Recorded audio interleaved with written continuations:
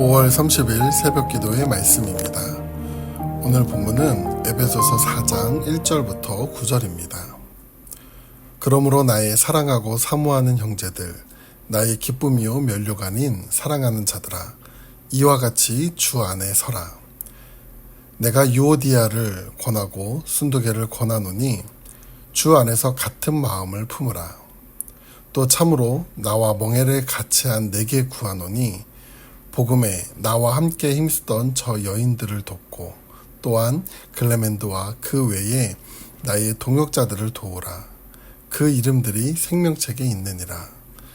주 안에서 항상 기뻐하라. 내가 다시 말하노니 기뻐하라. 너희 관용을 모든 사람에게 알게 하라. 주께서 가까우시니라. 아무것도 염려하지 말고 다만 모든 일에 기도와 간구로 너희 구할 것을 감사함으로 하나님께 아뢰라. 그리하면 모든 지각에 뛰어난 하나님의 평강이 그리스도 예수 안에서 너희 마음과 생각을 지키시리라. 끝으로 형제들아, 무엇에든지 참되며 무엇에든지 경건하며 무엇에든지 옳으며 무엇에든지 정결하며 무엇에든지 사랑받을 만하며 무엇에든지 칭찬받을 만하며 무슨 덕이 있든지 무슨 기림이 있든지 이것들을 생각하라. 너희는 내게 배우고 받고 듣고 본 바를 행하라. 그리하면 평강의 하나님이 너희와 함께 계시리라. 아멘. 오늘 본문을 보면 먼저 바울은 빌립보 교회 성도들을 향해 이렇게 부르고 있습니다. 1절입니다. 그러므로 나의 사랑하고 사모하는 형제들, 나의 기쁨이요 면류가 아닌 사랑하는 자들아, 이와 같이 주 안에 서라. 바울은 빌립보 교회 성도들을 향해 나의 사랑하고 사모하는 형제들, 나의 기쁨이요 면류가 아닌 사랑하는 자들아 라고 부릅니다. 사랑하고 사모한다는 비슷한 의미로 반복적으로 말하는데, 이는 바울이 빌립보 교회 성도들을 향한 사랑이 얼마나 큰지 보여주고 있으며 또 그들을 향해 기쁨이요 면류관이라고 말하며 자랑을 드러냅니다. 면류관은 화관을 말하는데, 당시 로마 시대의 높은 지위에 있는 사람들이 자신의 영광을 드러내거나 또는 존경받을 만한 사람에게 그 존경의 표시로 화관을 쓰였다고 합니다. 바울이 이렇게 표현한 이유는 빌립보 교회는 바울에게 있어서 큰 영광이요 기쁨이며 자랑이라는 것을 바울은 표현하고 있는 것이죠. 그리고 그들을 향해 권면하길 주 안에 서라 라고 말하는데, 당시 빌립보 교회에 들어온 율법주의자들의 말에 흔들리지 말고 예수 그리스도를 믿는 믿음에 굳게 서라고 당부하고 있는 것입니다. 그리고 이어 바울은 두 사람의 이름을 언급합니다. 2절입니다. 내가 유오디아를 권하고 순두개를 권하노니 주 안에서 같은 마음을 품으라. 여기 보면 특별히 두 사람을 언급하는데 바로 유오디아와 순두개입니다. 이 둘은 빌립보 교회의 여성 성도였는데 신앙과 열심이 있는 사람들이었습니다. 그런데 이 두 사람은 같은 마음을 품지 못했다고 합니다. 성서학자들은 두 여인 사이에 일어난 갈등의 원인을 두 가지 측면에서 보았는데, 첫 번째는 빌립보 교회 내에 들어온 유대교적 율법주의에 대한 두 여인의 서로 다른 태도가 갈등의 이유였다고 주장하는 것과, 두 번째는 빌립보 교회에 대한 주도권 다툼이 갈등의 원인이었다고 말합니다. 그런데 바울의 훈계의 내용을 볼 때 두 여인 사이의 주도권 다툼이 갈등의 원인으로 보여집니다. 이 두 여인의 지나친 열심 때문에 주도권 다툼이 일어났고, 이는 교회 내의 혼란과 분열을 주장했던 것이죠. 교회는 다양한 기질과 생각 그리고 주장을 가지고 있는 사람들이 모여 있는 곳입니다. 이들 중에는 불편함이 있어도 하나가 되어 신앙생활하는 사람들도 있습니다. 그러나 이런 갈등과 부조화는 교회의 성장을 가로막는 큰 장애물이 될 수도 있는데, 어쩔 수 없어서 서로 고개를 숙이고 눈인사를 하며 지내야 하지만, 어떤 계기로 인하여 서로의 갈등과 불만이 밖으로 표출될 수도 있고, 그 결과 교회에 깊은 상처를 줄 수도 있습니다. 사도 바울은 교회 공동체 속에서 갈등을 겪는 두 사람을 언급하며 그들의 갈라졌던 마음을 드러내요. 각자의 생각과 주장이 아닌 예수 안에서 한 마음 품기를 권면하고 있는 것입니다. 바울은 이어 어떤 한 사람에게 권면을 이어갑니다. 3절입니다. 또 참으로 나와 멍에를 같이 한 내게 구하노니 복음에 나와 함께 힘쓰던 저 여인들을 돕고 또한 글레멘드와 그 외에 나의 동역자들을 도우라. 그 이름들이 생명책에 있느니라. 여기 보면 권면을 한 대상을 나와 멍에를 같이 한 내게라고 합니다. 이 사람의 정체는 알 수 없지만 그는 빌립보 교회에서 중요한 역할을 감당하고 있었고 바울과 같이 복음을 전하는 일, 즉 같은 멍에를 지고 있다는 사실을 알려줍니다. 바울 자신을 향해 최선을 다해 돕고 함께하였던 이 사람에게 이제는 유오디아와 순두개를 도우고 글레멘드와 그 외의 동역자를 도우라고 권면하며 바울이 언급한 이 모든 자들의 이름이 생명책에 기록되어 있다고 말합니다. 이것은 이들 모두 구원받은 자들이라는 것을 확정하는 말이며 모두 함께 하나님 아버지를 섬기는 형제라는 것을 말하면서 주 안에 함께 동역하는 것이 기쁨이고 즐거움임을 가르쳐주고 있는 것이죠. 이렇게 사도 바울은 빌립보 교회 성도들이 주 안에서 함께 도우며 그렇게 서기를 권면한 후에 복음에 합당한 삶이 무엇인지 그 글을 이어갑니다. 4절 5절입니다. 주 안에서 항상 기뻐하라. 내가 다시 말하노니 기뻐하라. 너희 관용을 모든 사람에게 알게 하라. 주께서 가까우시니라. 사도 바울은 생명책에 그 이름이 함께 기록된 형제들과 한 마음을 가지고 복음에 합당한 생활을 할 때에 비로소 기뻐할 수 있다라고 말합니다. 사실 빌립보 교회든 사도 바울이든 모든 상황이 기뻐할 수 있는 상황은 아닙니다.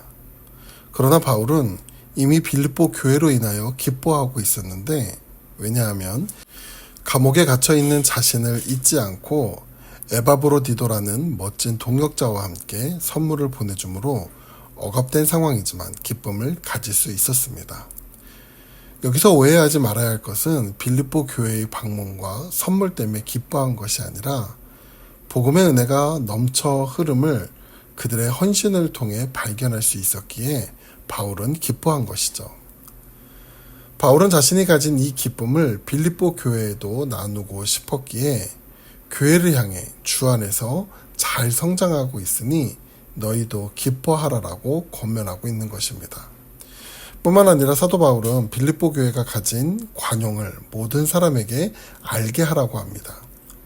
관용은 권리나 요구가 엄격한 것이 아니고 자기 권리를 지나치게 주장하지 않으며 엄격하게 굴지 않는 태도를 말하는데 다시 말하면 다른 사람에 대해 마음을 넓히고 받아들이는 태도라고 할 수 있습니다.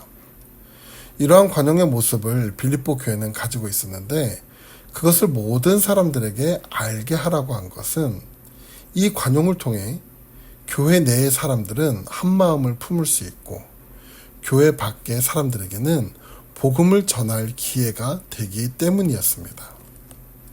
계속해서 사도 바울은 복음에 합당한 생활 가운데 내려놔야 할 연약한 모습을 전합니다. 6절 7절입니다. 아무것도 염려하지 말고 다만 모든 일에 기도와 간구로 너희 구할 것을 감사함으로 하나님께 아뢰라. 그리하면 모든 지각이 뛰어난 하나님의 평강이 그리스도 예수 안에서 너희 마음과 생각을 지키시리라. 여기 보면 사도 바울은 빌립보 교회를 향해 염려하지 말라고 합니다.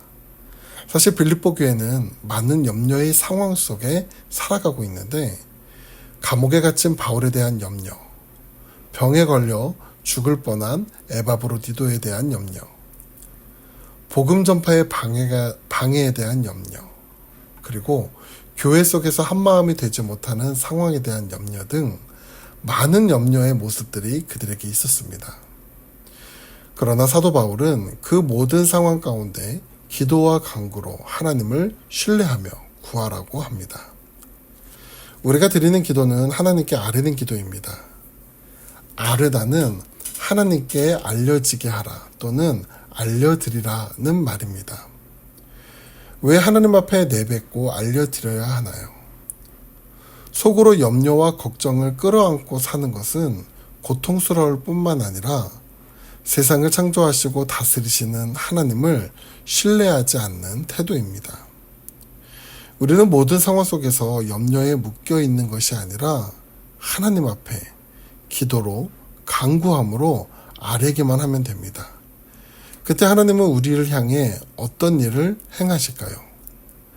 모든 지각이 뛰어나신 하나님의 평강이 그리스도 예수 안에서 우리의 마음과 생각을 지키신다고 합니다.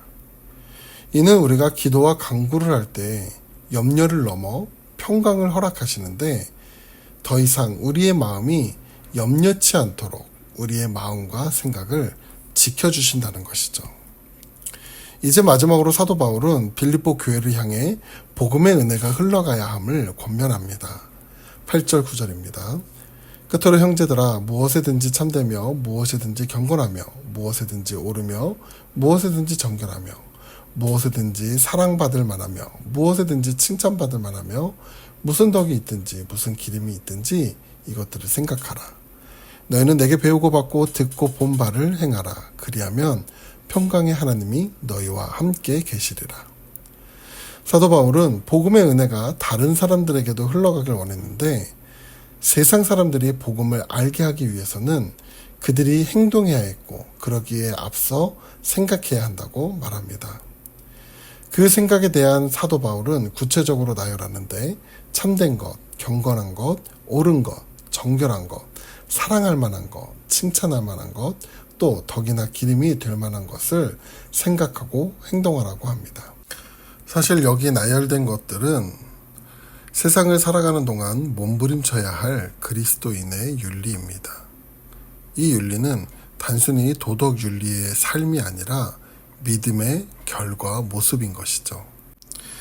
바른 믿음은 바른 생각을 낳게 하고 바른 생각은 바른 행동을 만들어가며 바른 행동은 바른 삶을 이어나가고 바른 삶은 우리가 가진 믿음을 드러내게 됩니다. 태국 한인교회 성도 여러분, 오늘 말씀을 통해 바울이 빌립보 교회를 향한 권면이 오늘 우리를 향한 권면이 되었으면 좋겠습니다.